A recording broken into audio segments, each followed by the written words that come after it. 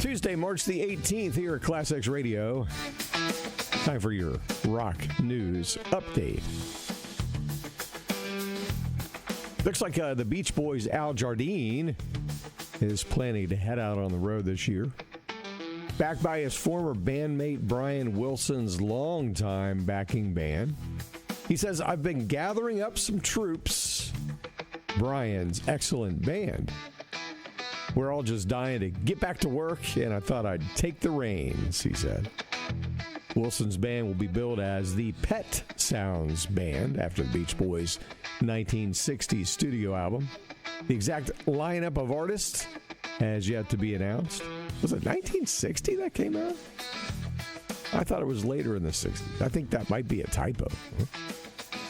There's a lot of material to draw from that people haven't heard before, and we're going to have some fun, Jardine said of the planned set list, which will include Beach Boys classics along with deep cuts.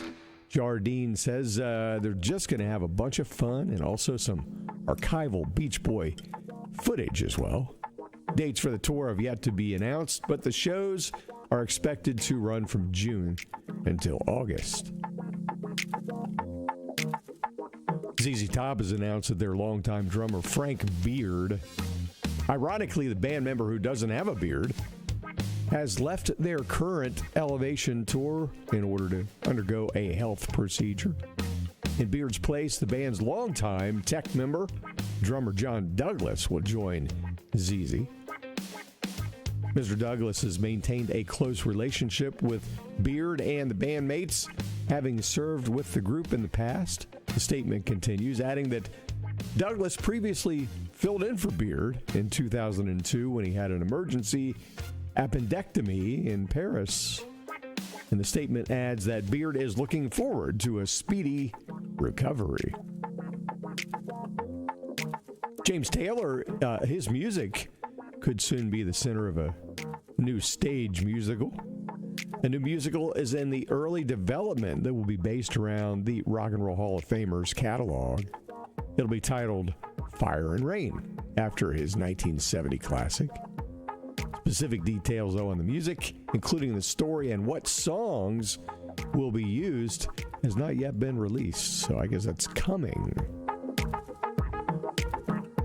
And the annual Rock Meets Classic Tour through Germany will kick off on April the 3rd in Regensburg. This year's lineup for the Believe in Rock and Roll Tour 2025 includes some really big names, at least people that were in some pretty big bands. Randall Hall, ex-Leonard Skinner.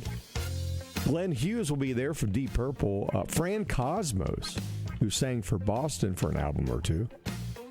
John Elefante, ex-Kansas. Mal McNulty from Slade, and also special guest Lita Ford will be there. And tickets can be purchased. Quick search of the web, and I think you will locate them. Some more bad news in the world of rock and roll. Neil Peart's brother, Danny Peart, has passed away. And it looks like he passed away from the same thing his brother died from, brain cancer, on Thursday, March the 13th. His death came just over 4 years after the loss of the Rush drummer. Nell and Danny's sister confirmed Danny's passing in a post in the Peart Family Events Facebook group. And one we talked about earlier, kind of sad, really. A song that's been around with us forever. One that I never got tired of. Jesse Colin Young passed away. The voice of the Youngbloods and the voice of the song Get Together. He died Sunday at his home in South Carolina. He was 83. Get Together, written by future Quicksilver Messenger Service member Dino Valentini, was recorded by the Youngbloods after Young saw a folk singer perform it in a New York City club.